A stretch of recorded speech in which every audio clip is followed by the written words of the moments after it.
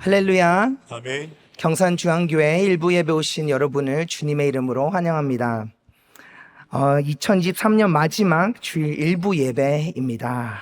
주님의 이름으로 다시 한번 환영합니다. 저는 경산중앙교회 영어 예배부를 섬기고 있는 김정원 목사입니다. 바로 설교 말씀으로 들어가도록 하겠습니다. 여러분 잘 아시다시피 오늘 읽은 누가복음 15장의 본문 말씀은 잃어버린 영혼을 향한 예수님의 마음이 담긴 비유들로 구성되어 있습니다. 그래서 우리는 잃어버린 영혼이라고 하면 주로 하나님을 모르는 또는 죄인들을 떠올리는데요. 맞습니다. 사실 예수님은 이 땅에서 살아가실 때 세리들 또는 창녀들 그리고 사회에서 배척된 자들과 시간을 많이 보내셨습니다. 어떻게 보면 오늘날 대한민국 교회에 있는 성실하고 또는 예배 자리 나오신 이런 분들보다는 사회에서 배척되고 우리가 소위 죄인이라고 부르는 사람들과 시간을 더 많이 보내셨던 것이죠. 그러나 누가복음 초입 부분에 보면 예수님의 비유와 가르침을 듣고 있었던 사람들은 우리가 소위 말하는 이런 죄인들로만 구성되었던 것이 아니라 그 당시 하나님 말씀을 잘 듣고 또 율법을 지키기에 힘썼던 바리새인과 서기관들도 있었음을 우리는 살펴볼 수 있습니다. 누가복음 15장 1절 2절 말씀 함께 읽겠습니다. 시작. 모든 세리와 죄인들이 말씀을 들으러 가까이 나아오니 바리새인과 서기관들이 수군거려 이르되 이 사람이 죄인을 영접하고 음식을 같이 먹는다 하더라. 우리는 누가복음 15장의 돌아온 탕자 비유에 대해 아마 많은 설교를 들으셨을 것입니다. 아마 여러분께서는 지금까지 설교에서 이 둘째 아들인 탕자에 맞춰진 설교들을 많이 들으셨을 거예요. 하지만 오늘 본문 말씀을 보면 이 비유에 대한 한 아들에 대한 이야기가 아니라 두 아들에 대한 이야기임을 우리는 확인할 수 있습니다. 또 이르시되 11절 말씀입니다. 또 이르시되 어떤 사람에게 두 아들이 있는데, 그리고 이 비유의 마지막 부분을 보면 돌아온 둘째 아들에 대해 분노하고 있는 맏아들과 아버지의 대화로 막을 내리는 것을 볼 수 있죠. 방금 말씀드린 것은 우리에게 무엇을 알려주고 있을까요? 우리가 생각하고 있는 이 잃어버린 영혼은 둘째 아들인 탕자뿐만이 아니라 둘째 아들에게 베푼 아버지의 그 사랑에 분노하고 있는 맏아들도 포함하고 있다는 것입니다. 사랑하는 성도 여러분, 사실 이 둘째 아들인 탕자와 맏아들인 형의 모습은 우리 모두에게 동시에 존재하고 있습니다. 어떻게 보면 일부 예배에 성실하게 예배드리러 나온 여러분, 그리고 저도 2부 예배, 3부 예배, 주일학교 여러 부서에 섬기시는 여러분들은 어떻게 보면 이 첫째 맏아들과 더욱더 우리가 마음을 공유하고 있을지도 모르겠습니다. 지금 함께 예배드리고 계신 여러분은 또는 저는 이 둘째 아들인 탕자뿐만 아니라 맏아들을 향하신 하나님의 아버지 그 마음도 함께 살펴봤으면 좋겠습니다. 오늘 설교 말씀을 세 포인트로 나눴습니다. 첫 두 파트는 두 아들들이 추구한 자유, 둘째 아들이 추구한 자유와 첫째 아들이 드러냈던 자기 의에 대해서 살펴볼 것이고요. 세 번째 포인트로는 우리를 먼저 그리고 끝까지 추구하시는 하나님 아버지의 사랑에 대해서 한번 살펴보겠습니다. 오늘 설교 말씀을 통해 2023년 한 해 우리 삶을 돌아보고 또 2024년 한 해에는 더욱더 하나님의 은혜만 의지할 수 있는 경산중앙교회 성도님들 될 수 있도록 주님의 이름으로 축복합니다. 첫째, 자유는 행복의 절대적인 조건이 될 수 없습니다. 자유는 행복의 절대적인 조건이 될 수 없습니다. 여러분 혹시 fire족이라고 들어보셨나요?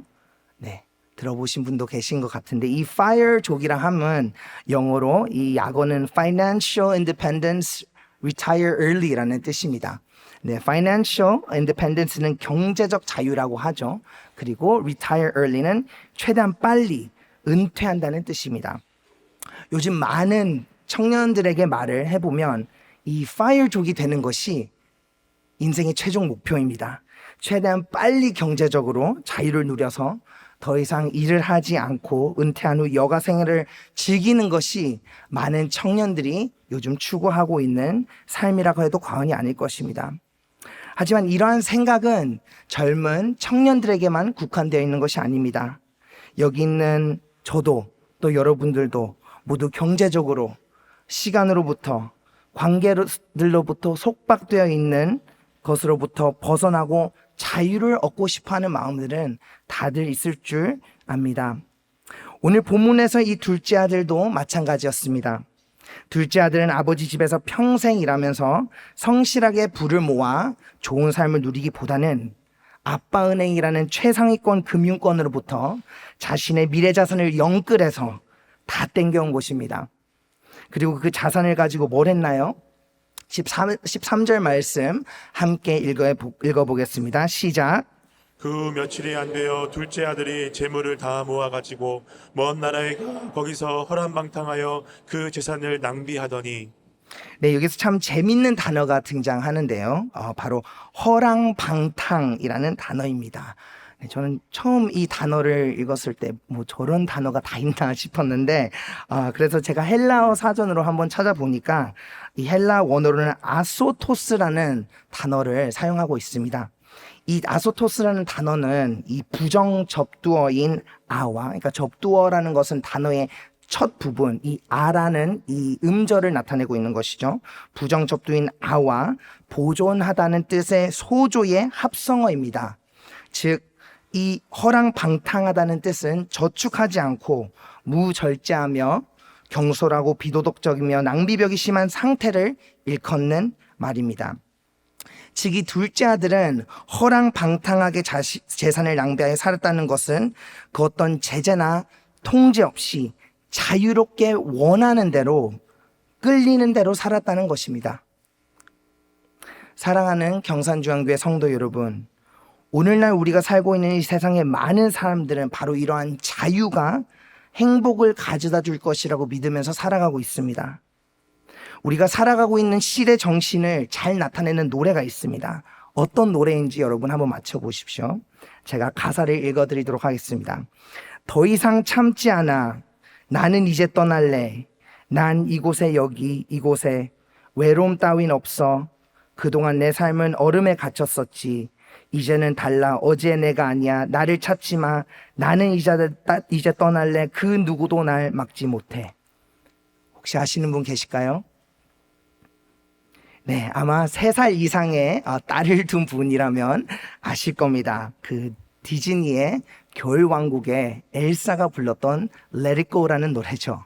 제가 Let It Go라는 그 부분만 떼서 읽어드렸는데, 이와 같이 세상은 성인인 우리에게뿐만이 아니라 우리 자녀들에게도 Let It Go, 모든 것을 떨쳐버려 너의 본능에 충실해, 그 어떤 것들로부터 구속받지 않는 삶을 살으라고 계속해서 외치고 있습니다.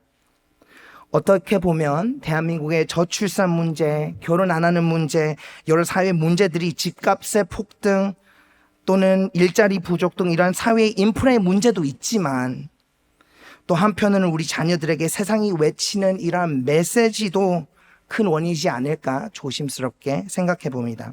아니, 어떻게 보면 부모인 우리마저도 우리 자녀들에게, 다음 세대에게 신앙생활은 하지만 한편으로는 너가 하고 싶은 대로 해.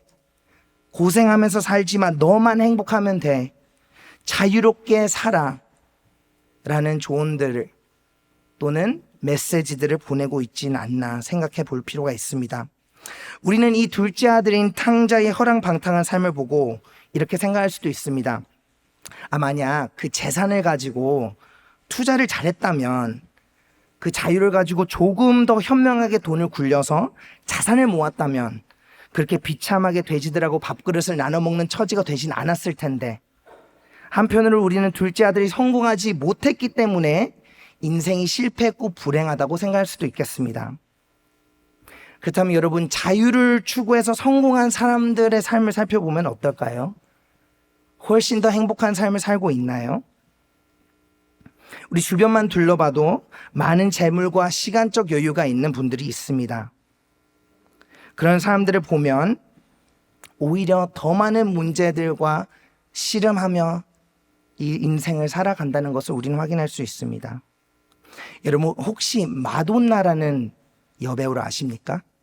네, 아시는 분들은 연배가 좀 되신 분들일 줄 압니다. 이 마돈나라는 글로벌한 아주 유명한 여배우가 모든 명예와 돈과 커리어에서 최정점을 찍고 이런 말을 했습니다. 제가 읽어드리겠습니다. 나의 삶의 원동력은 평균이 되는 두려움에서 나옵니다. 그 두려움이 항상 저를 채찍질하죠. 그 두려움을 극복하여 더욱 특별한 사람으로 신분이 상승했다고 생각했는데 여전히 제 자신이 별로인 것 같고 흥미롭지 않다는 느낌이 들곤 합니다. 뭔가 더 해야만 한다고 느끼죠. 제 자신을 증명하지 않으면 여전히 저는 특별한 사람이 아니라고 생각하게 됩니다. 어떤 높은 위치에 도달하게 되었더라도 여전히 나의 존재를 입증해야 한다는 느낌이 듭니다. 이러한 제 고뇌는 끝까지 끝나지 않았고 아마도 영원히 끝나지 않을 것 같습니다. 사랑하는 성도 여러분, 우리가 아무리 파이어족이 되어도 경제적 여유를 누려도 아니면 사역에서 그리고 직장에서 어떤 높은 위치를 가게 되더라도 우리 마음의 갈망은 채워지지 않을 것입니다. 이 이유에 대해서는 성 어거스틴이 남긴 잘 알려진 말이 있습니다. 우리는 하나님 당신을 위해 창조되었기에 하나님 안에 안식하기 전까지 우리 마음은 계속해서 안절부절하지 못할 것입니다. 제가 다시 한번 읽어드리겠습니다. 우리는 하나님 당신을 위해 창조되었기에 하나님 안에 안식하기 전까지 우리 마음은 계속해서 안절부절하지 못할 것입니다. 인생의 진리입니다. 둘째, 자기 이로는 하나님께 나아갈 수 없습니다. 그래서 우리는 방금 둘째 아들은 가진 모든 재산을 탕진하고 결국에 돼지들과 함께 자고 먹는 그런 운명에 처하게 됐습니다. 더 이상 이런 삶에는 희망이 없다는 걸 깨달은 그는 최후의 보루로 다시 아버지의 집에 일꾼으로 돌아가기로 마음을 먹습니다.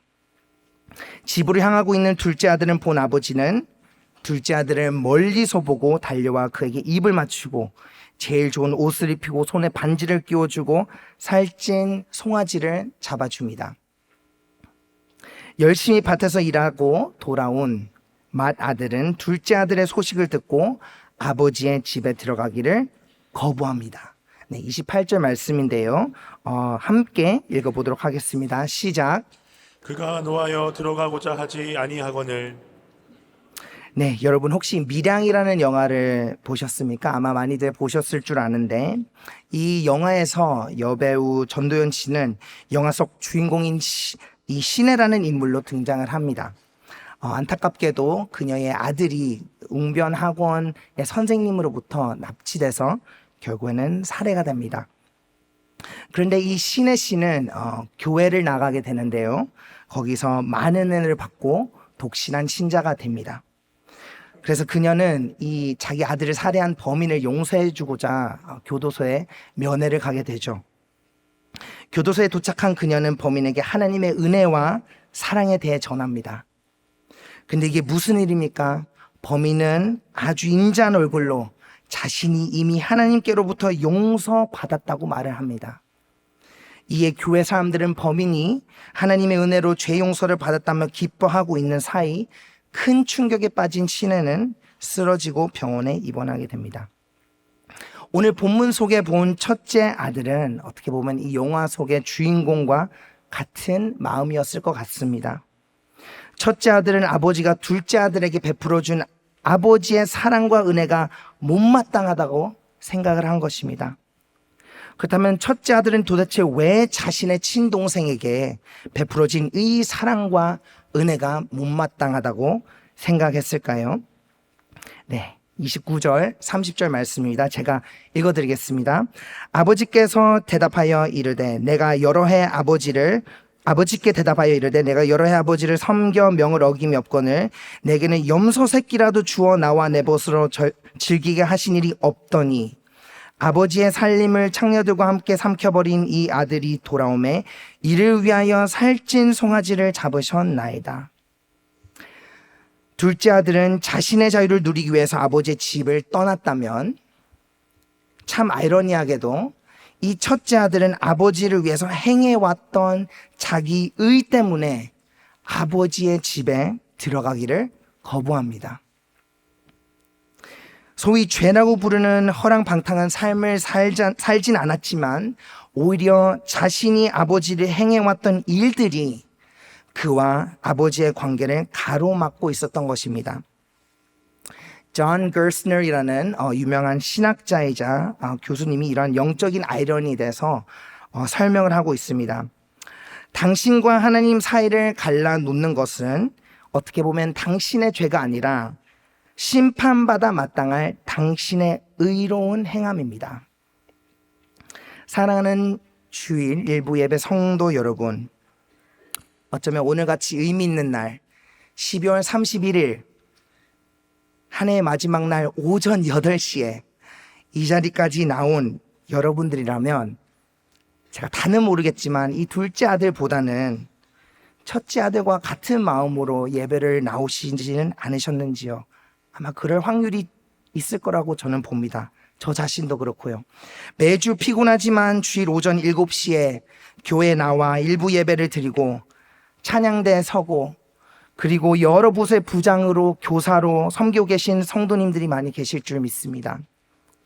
오늘 본문을 통해 예수님께서 하시고자 하는 말을 오해하시면 안 됩니다. 아버지를 위해 한평생 바친 큰 아들의 행함이 가치가 없거나 나쁘다는 것이 아닙니다. 오히려 야고보서에서는 영혼 없는 몸이 죽은 것 같이 행함이 없는 믿음은 죽은 것이니라라고 기록하고 있습니다. 그러나 오늘 첫째 아들처럼 만약 우리가 아버지의 집에 거할 수 있는 근거를 우리의 의로운 행함, 즉 자기의에 기반을 두고 있다면 우리는 실망할 수밖에 없을 것입니다. 우리는 첫째 아들처럼 하나님 아버지의 은혜에 감격하기보다는 나의 행함을 구원의 근거로 착각하게 될 것입니다.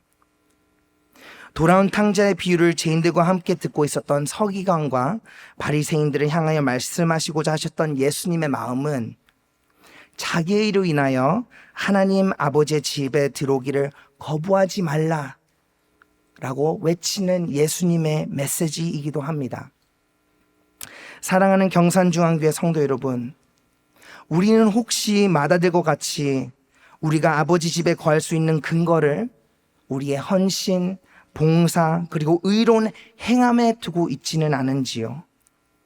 오늘 본문을 통해서 예수님께서 하시고자 하는 말씀은 아버지의 집을 떠나 자유를 통해 행복해지려는 둘째 아들도 그리고 한평생 자기 의로 아버지의 집에서 일하며 봉사하는 첫째 아들도 모두 자신의 노력, 자신의 자유로 구원을 얻을 수 없다는 것입니다.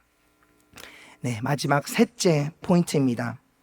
우리를 먼저 추궁하시는 아버지입니다. 오늘 본문 말씀에서 두 아들들을 통해 두 유형의 죄인을 우리는 살펴볼 수 있었습니다. 죄의 본질은 어떤 나쁜 행동을 하거나 성경 말씀의 율법을 어기는 것도 있지만 또는 한편으로는 하나님 외에 다른 그 어떤 것도 의지하는 마음 자체가 죄의 본질입니다. 그 무엇인가가 자기의가 될 수도 있고요. 자유가 될 수도 있고요. 관계가 될 수도 있고요.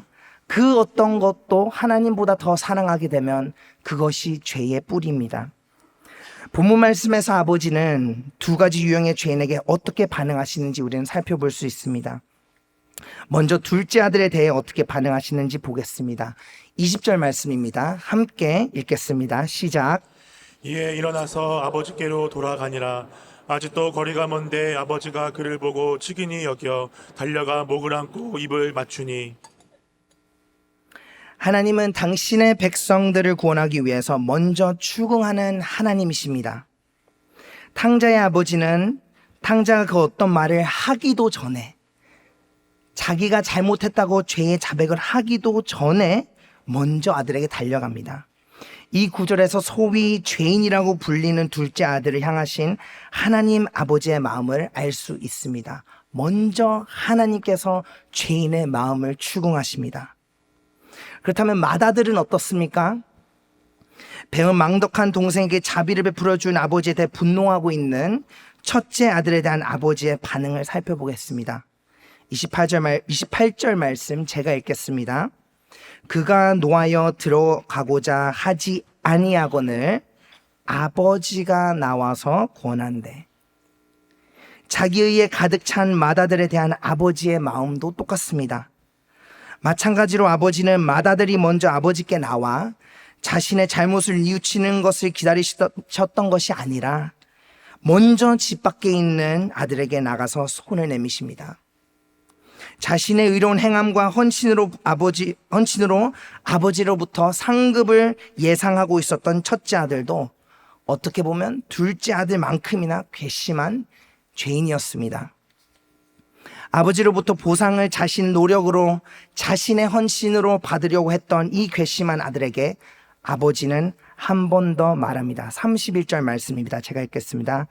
예, 너는 항상 나와 함께 있으니 내 것이 다 내 것이로다. 예, 너는 항상 나와 함께 있으니 내 것이 다 내 것이로되. 사랑하는 경산중앙교회 주일 일부 예배 나오신 성도 여러분, 하나님께서는 항상 여러분과 함께 계십니다. 하나님의 모든 것이 모두 다 여러분의 것입니다. 평생 모태신앙인으로서 행함으로 또는 봉사로 나의 의로 하나님의 인정을 받으려 했던 우리에게 향하신 하나님의 마음은 얘야, 너는 항상 나와 함께 했으니 내 것이 다 내 것이다. 내 것이 다 너의 것이다. 라고 하나님께서는 오늘날 우리에게도 말씀하고 계십니다. 우린 이 놀랍고 크신 하나님의 추궁하시는 사랑과 은혜에 보답할 수 있는 방법은 더 많은 행함, 더 많은 사역, 더 많은 헌신이 아니라 우리 죄에 대한 자백과 죄에 대한 자백과 이 크신 하나님의 은혜를 예수 그리스도를 통해 의지하고 누리는 것뿐입니다. 사도 바울은 이 진리에 대해서 사도행전에서 이렇게 설명하고 있습니다. 사도행전 3장 19절 말씀입니다. 그러므로 너희가 회개하고 돌이켜 죄 없이 함을 받으라. 이같이 하면 새롭게 되는 날이 주 앞으로부터 이를 것이라. 아멘. 물론 우리의 봉사와 헌신과 사역은 이 크신 하나님 아버지 은혜에 대한 반응이고 자연스러운 우리의 행동입니다. 이러한 행함이 없다면 과연 우리가 하나님 아버지의 그 크신 사랑과 은혜를 이해했는지 우리의 마음을 살펴볼 필요가 있습니다. 하지만 오늘 본문 말씀이 전하고자 하는 메시지는 확실히 우리가 무언가를 잘해서 열심히 해서 아버지께서 우리에게 입맞춰 주신 것이 아닙니다. 둘째 아들의 야비하고 계산적인 계획을 알매도 불구하고 뛰쳐나와 아들을 안고 입맞추어 있는 아버지를 우리는 오늘 본문 말씀을 통해서 봅니다. 고로 우리가 할 수 있는 것은 우리 죄를 자백하고 우리가 죄인 되었을 때 우리를 사랑하시고 끝까지 추궁하시는 하나님 아버지의 그 사랑을 받을 뿐입니다. 예수 그리스도를 믿는 믿음으로 말이죠. 그리고 우리의 봉사와 헌신 그리고 사역들이 하나님의 사랑에 감격하고 감사하여 성령의 열매로 흘러나오게 되는 것입니다. 개인적인 얘기를 하고 설교를 마치려고 합니다. 우리 교회에 영어 예배부 사역자 모집 공고가 떴을 때였습니다. 그때 기도를 하고 제가 이제 지원을 하고 또 목사님, 담임 목사님과 여러 목사님들 앞에서 면접을 봤습니다. 그래서 마침 하나님 은혜로 사역 확정을 받고 저는 아주 큰 고민에 빠지게 됐습니다. 사실 저는 그전 해에 하나님께서 비즈니스 선교라는 꿈을 주셨다고 확신해서 사역을 잠시 쉬고 창업을 하고 있었던 중이었습니다. 1년이 넘는 힘든 시간을 거치고 많은 우여곡절 끝에 저는 오늘 본문 말씀에 나온 탕자처럼 물론 허랑방탕한 삶을 살진 않았지만 영적으로 어디를 가야 될지 방향을 못 찾고 있는 중에 경산중앙교회에 지원을 하게 됐습니다. 정말 하나님의 바지자락이라도 붙잡는 심정으로 지원했습니다. 이때 제 마음속에서는 맏아들의 자기의와 둘째 아들의 비참함이 동시에 존재했습니다. 일단 창업을 통해 이루지 못했던 성과를 새로운 임지에서 이루고 싶었던 마음이 컸습니다. 근데 집이 멀어서 어떻게 과연 사역을 할 수 있을까? 교회를 매주 갈 수 있을까?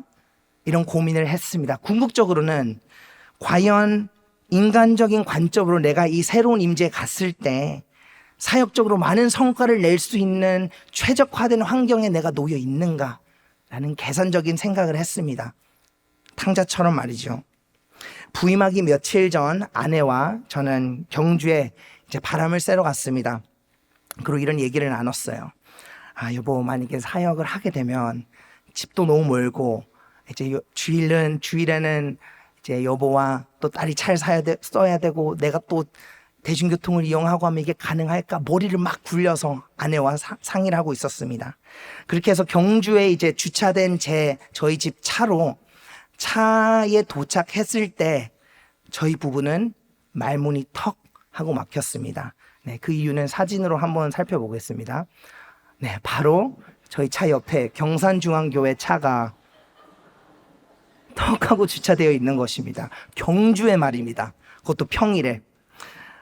마치 제가 제 힘으로 사역을 하고 열매를 맺고 또다시 나의 의를 의지하고 사역하려고 했던 저에게 하나님께서 경산중앙교회 봉고차를 보내주시면서 이런 말씀을 하고 계셨던 것으로 저는 그때 깨달았습니다. 예, 너는 항상 나와 함께 있으니 내 것이 다 내 것이로되.